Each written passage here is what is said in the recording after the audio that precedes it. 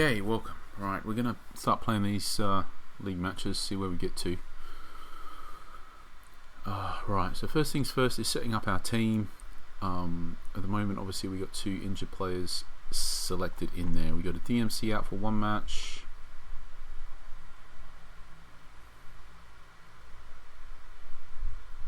We could just bring this guy in.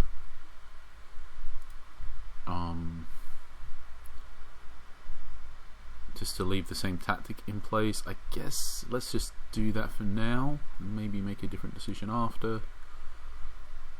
It sort of depends if we just want to try and play the same tactic at this point, or whether we want to, because we kind of got enough players generally to be able to do that. It just may require a very suboptimal change like this, and we have to change the role and whatever. So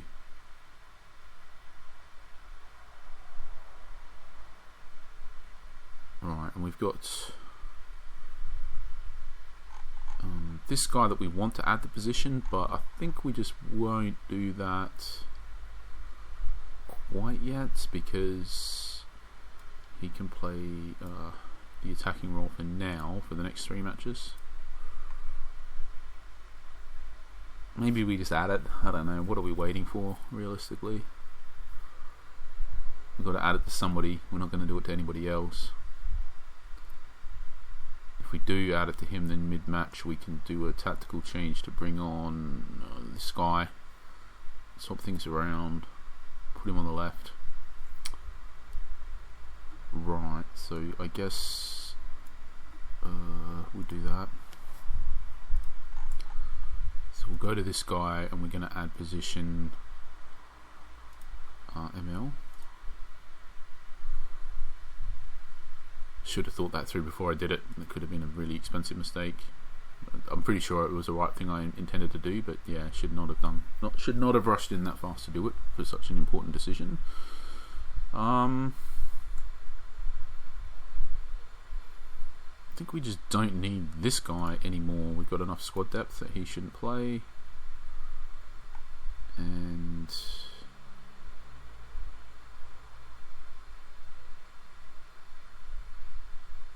I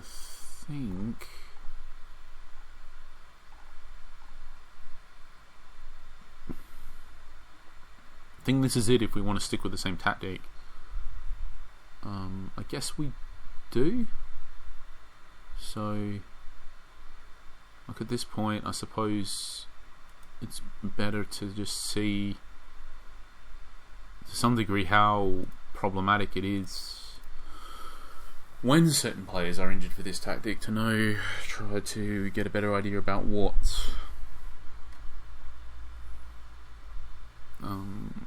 we need to do to replace certain players and whatnot.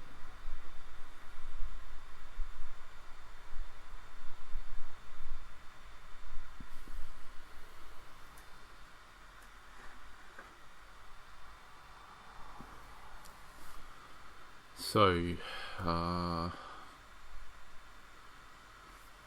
normally we would just do some final checks in this minute, but for now I think I'll just check what we're expecting from this opponents. Skyland United. So we beat them 3 times in the league. And once in friendlies, so yeah, the bar is set here. Anything short of a victory is a disappointment. Just going to quickly check my tactical instructions. Right, I don't think that. And we change this in the match, but I'm just aware of this. I don't think that this is correct.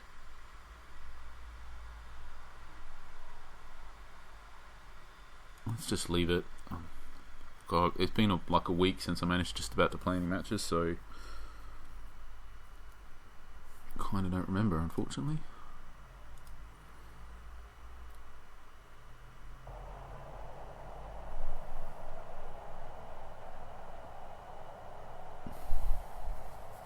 Just pay attention. So it was the passing into space that I was a bit suspicious of.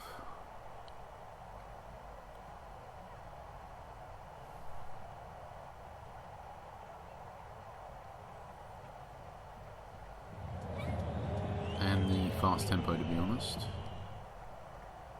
Feel like it could disrupt. So that's why on that sided the DLC for us, that Octai. That's why we wanted fast, so they could run and get the ball like that. Good chance. Okay.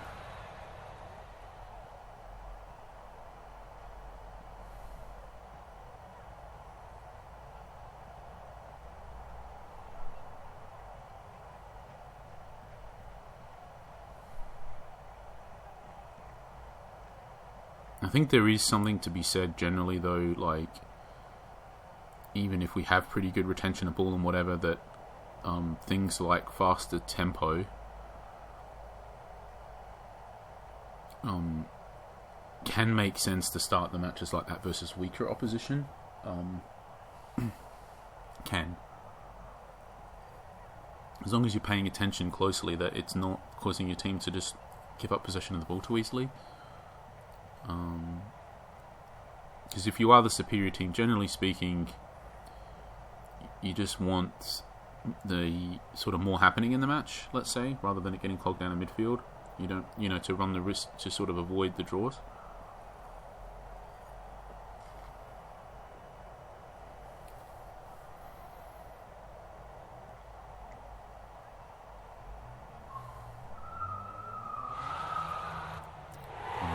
So there we go.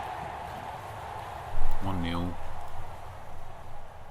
And to be honest, that was the two shots there, which were very good, and then the other shot, which was to the striker coming down this side just here, which was also very good.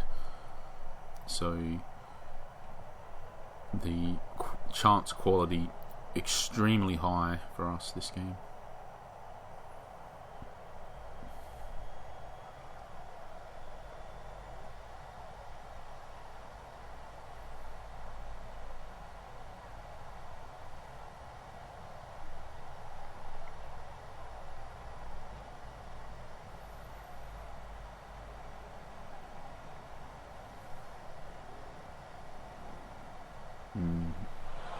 Wasn't really going anywhere then. That wasn't good. Not extremely high quality chance. That's the Boothway. So this is a guy we picked up with 80 something tackling with a stopper roll, like exactly how we want, just coming up, winning the tackle. Ideally we didn't really want him to sort of end up with the ball like this, but the first part, stepping up and making the tackle, was all good. Should be with our keeper.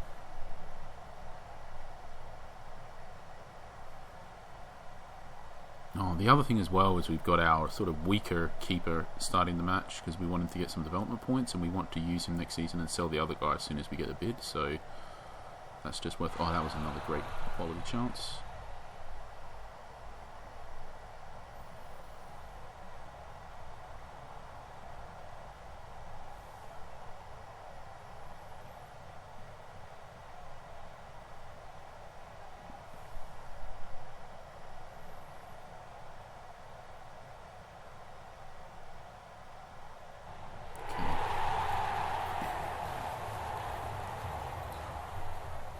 It's our new wide player who would typically we want playing that sort of more defensive role, but he's just filling in there. I think his finishing in that isn't that high, but because the chance ended up really, really, really good. It's a weird one because it's like we're sort of happy that he passed that because his finishing is quite low. I think it's like 20 or something, but then the other guy missed it. So. But yeah, I think we're just very in control of this match. It's that same old thing that we keep discussing. Like with a match like this, it really does just feel like if we leave things as they are, we win. They haven't. Not only have they not had a shot, but they haven't done anything. This is the most dangerous thing. That cross, this sequence. This is by far the most dangerous sequence of play they've had the whole entire match. So we'll just keep little tabs on it and see if they get something like that again from us, but for now we'll just assume that that's the exception to the rule this match. Maybe they straight away do it again. We'll see. It's second most dangerous. It's a very dangerous situation. So straight away, now I'm just thinking, okay, let's just pause and make some changes. So, because that whole thing I'm explaining, they didn't do anything the whole match. They didn't do anything. Then straight away they do a couple things. Well, they could have scored off one of them. So let's just make some change here. I think at this point we're just going to change these here. Just try and retain possession a bit more. Just make the match stretch out now. Basically, exactly what we were saying we didn't want to do at the start when the score was 0-0 is now exactly what we do want to do when we're winning 2-0. And they're looking a little bit dangerous. Just clog it down enough that hopefully they only get 1 or 2 chances like that the rest of the game. Hopefully they don't score off any of them. Maybe they score off one of them. Maybe they score off 2. But probably we end up scoring another goal anyway. Like that type of attitude.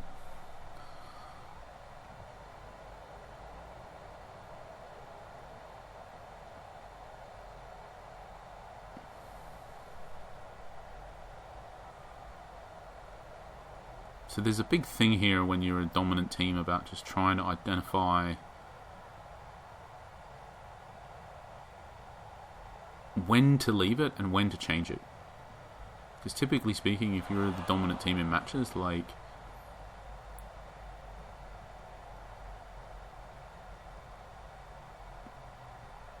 it's kind of like it's something like you don't need to win the match, you just need to not lose the match. Like the match is yours to lose. It's yours to lose through your mistakes. So it's a very different type of situation, whereas if you're the underdog or something like that, it's much more like you need to, try to make the decisions in order to not lose, in order to get a result, and it's quite a different decision-making process. Because at the end of the day,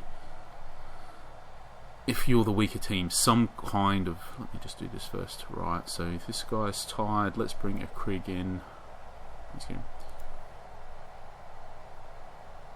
It's a whole thing about risk management, effectively, where to some degree risks need to be taken, so to speak, in order to get a result when...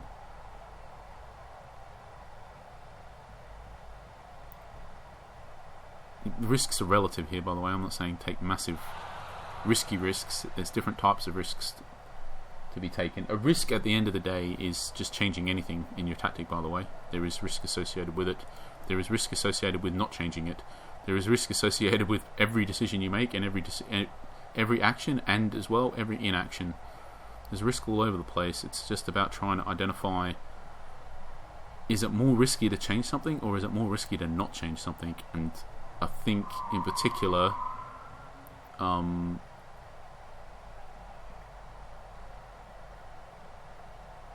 doing that proactively, as in like before it's too late, in time, so to speak, is obviously important regardless of whether you're the better or the worst team. But it is a fundamentally more important concept when you are the dominant team, just because if you get it in early, there is way more chance that you just end up winning a match that you otherwise wouldn't have won. Right, let's I think in this particular case,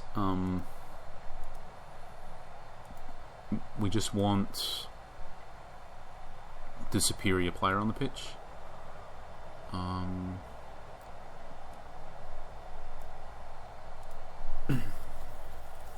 We brought that other right midfielder on because he's got really good passing to help with the ball retention.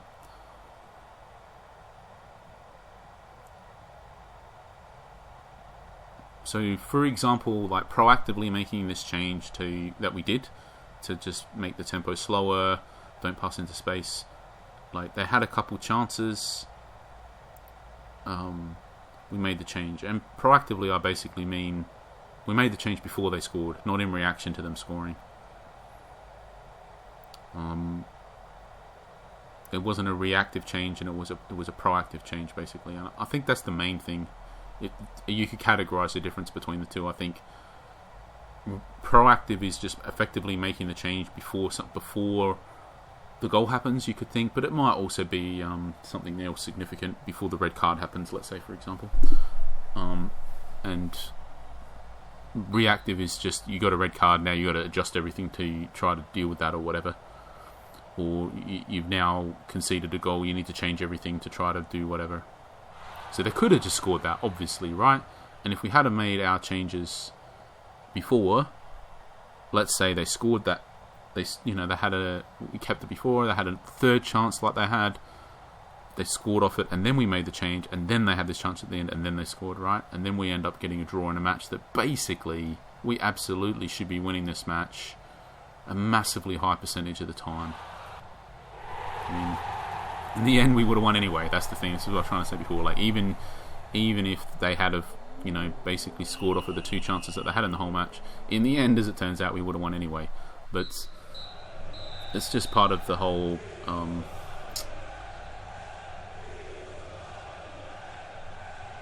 the whole risk management side. I mean, we said that at half time as well, by the way, that we're 2-0 up. Even if we get extremely unlucky and they score two, we probably get a third, so we'll probably win anyway. And that's just trying to... It's very difficult to conceptually sort of explain when you're proactively making changes to effectively ensure that something doesn't happen to begin with. In the end, it's like all you can really show is that we made this so it doesn't happen to begin with, and then it didn't happen. But obviously, it may not have happened anyway, even if you didn't make the change. And sometimes, obviously, it wouldn't have happened even if you didn't make the change. Other times it would have, and it's very hard to... unlike a sort of reactive change, it's much more easy to just sort of see something like, oh, we were winning 1-0, oh, they scored, oh, it's 1-1, oh, we'll bring the striker on, oh, in the last 5 minutes, and oh, look, big 3-ball and the striker scores a header and we win or whatever. Like, that's much easier to lay out. But the reality is, if you're a dominant team, they're not the 90 whatever percent of the changes that you should be looking to make are not that change. They are proactive changes, not reactive ones. Right. So we played that match. I think now that means we've got our DMC back. Let's get him back in. What is it? Deep line playmaker. I think I'll just quickly go to these match stats. Let's just have a look.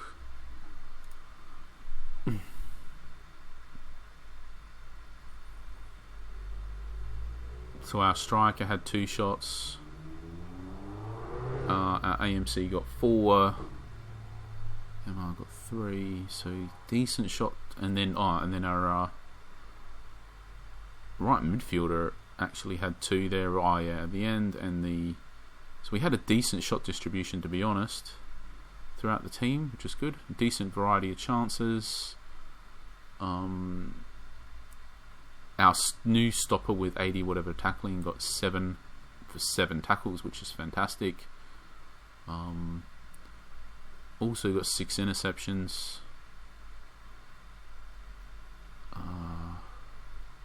Then the other new player was this guy. 32 dribble attempts. He typically won't be playing this role anyway, so I'm not sure how important. He's backup for this role, intentional backup, but I'm not sure how important it is, to be honest. He did get the goal. He did set up. He had another really good chance that he could have shot, and we weren't unhappy that he passed it. But then the guy who passed it to missed it. He could easily have had another goal or an assist, I guess is what I'm saying.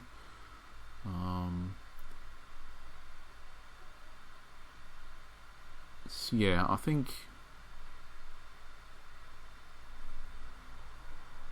Let's move on. We're kind of just happy with that all round. Oh, the other thing I just wanted to quickly check was that destroyer.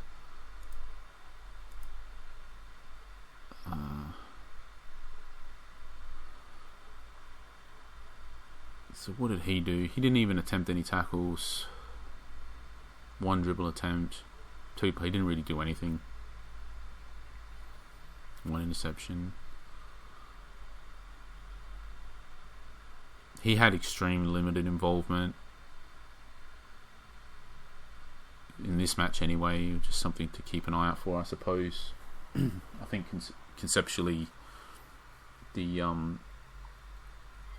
think that was part of the reason as well why the RC, this guy got stranded and tackled a couple times, 3 times, and ended up with 14 dribble touches. I think is because we stripped away the deep line playmaker, so for a destroyer, so hopefully, with the deep line playmaker, maybe one or two of these instances, or even three, would have just been a simple pass laid off to the playmaker instead. So, but it's pretty clear with how this tactic works with the two box-to-box midfielders and whatnot, that DMC is not efficient to be a destroyer at all. It needs to be something else. It pretty much needs to be a deep line playmaker or not there at all, pretty much, I believe. It needs to be there as an outlet for the DCs to just lay the simple passes to.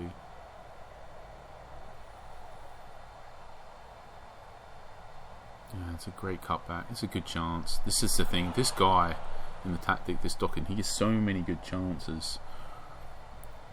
Which is, at some point, hopefully we end up with the cash and whatnot, and if we can just get a world-class player in that position, it could really transform a lot.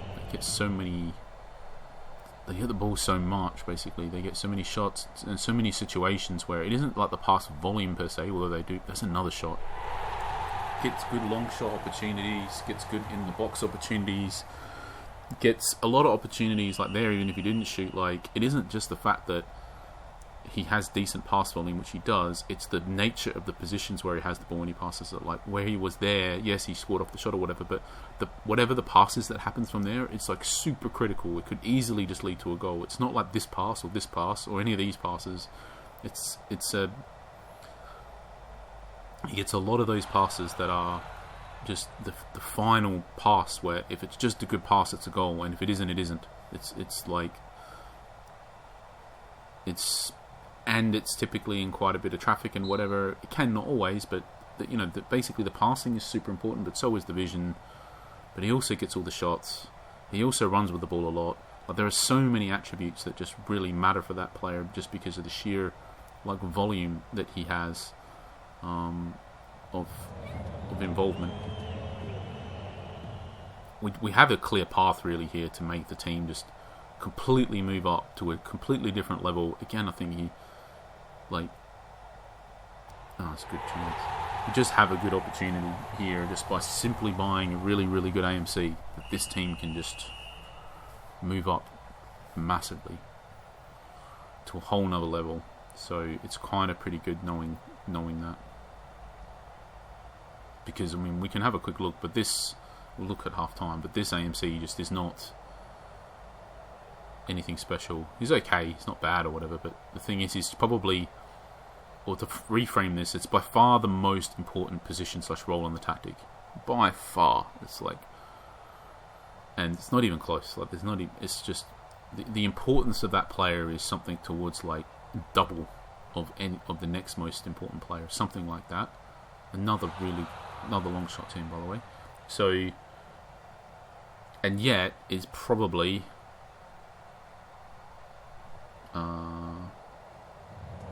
the worst. One of the worst three players in the starting team. He's something like the most important position, role, whatever, by far in the tactic, and he's something like the 8th or 9th best player in the team. A massive discrepancy there, pretty much. Having said that, I think the player is fine as the backup for the role. Just not. So yeah, we've effectively got the backup in there. We just need the starter.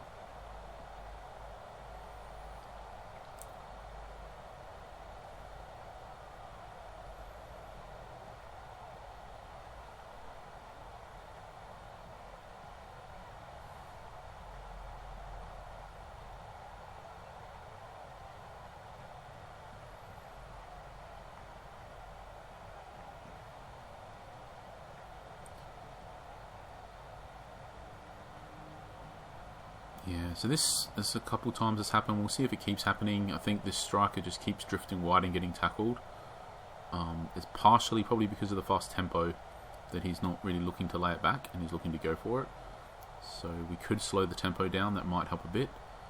I'm not sure if we want to, because it's obviously that's just one issue. That pass there, for example, this whole sequence here possibly doesn't happen if we have the slower tempo. Alright, our striker's injured. Let's just stop. I'm not sure if we'll catch it.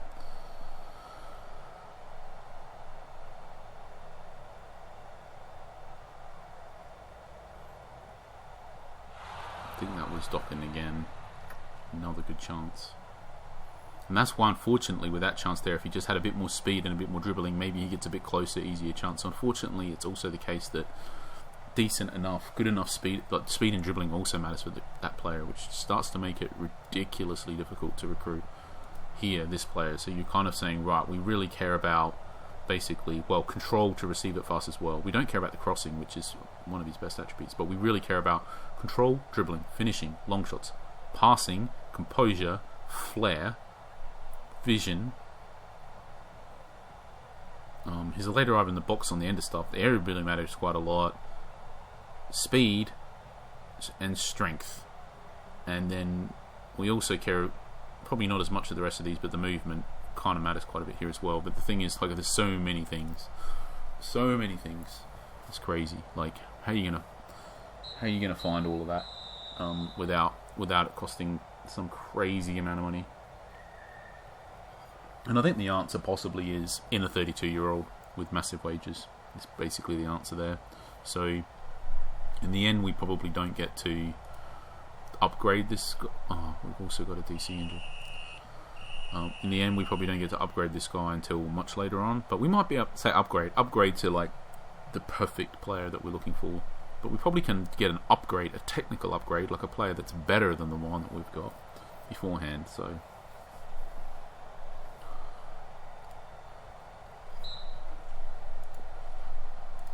I kind of feel like this is another one of those matches that's just over. They're not really doing anything dangerous. I think this is right. This guy is on the back post.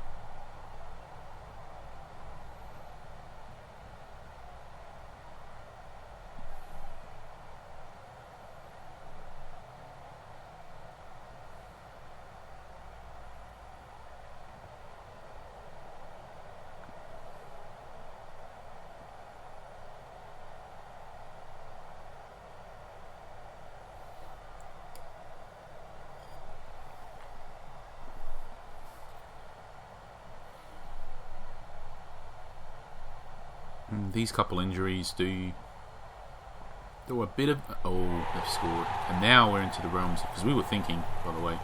But now we're into the realms of exactly where we don't want to be.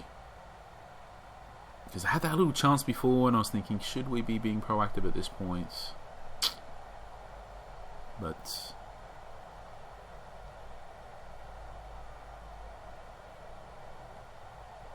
still long enough left at this point where now that it's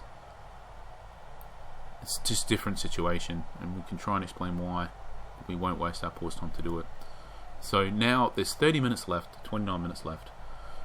If we hadn't conceded that goal, I think that if we had have been proactive, I think the correct decision was to do something very similar to what we did last game. But now, unfortunately, I think that is the wrong decision because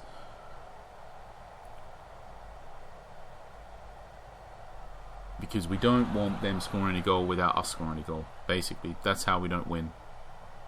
So now we will make that change proactively, let's say, later. But for now, with this amount of time left, we still want the match to be quite... Oh man, just not even noticing these injuries. Another injury, another DC down. What a disaster. Which is another reason why now we almost don't even want... Right, so we can't even sub him. I think we just need to leave him in that role. Right, so at this point, I guess we sub him. I guess because of the nature of the personnel, we are going to change it to just this guy's better at passing and stuff. So we are just going to leave. We're going to do that, but it's not good. This whole sequence here is exactly just primed to illustrate exactly how to not win matches potentially, but hopefully we get away with it.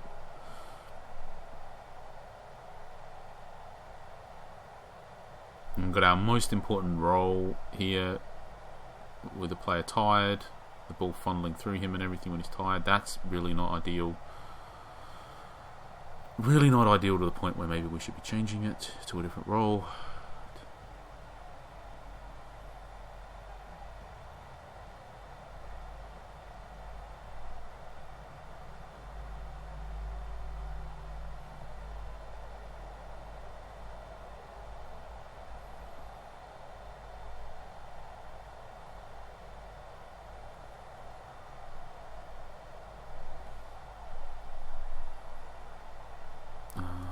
think we just change him to attacking midfielder.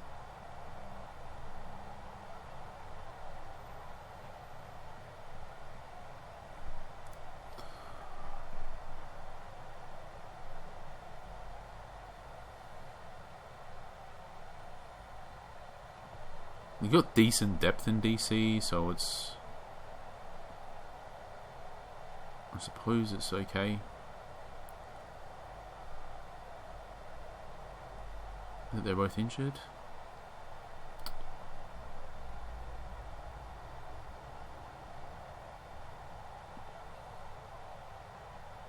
This is kind of what we want. This very clogged up midfield battle. Strained a lot of time. Very close to winning.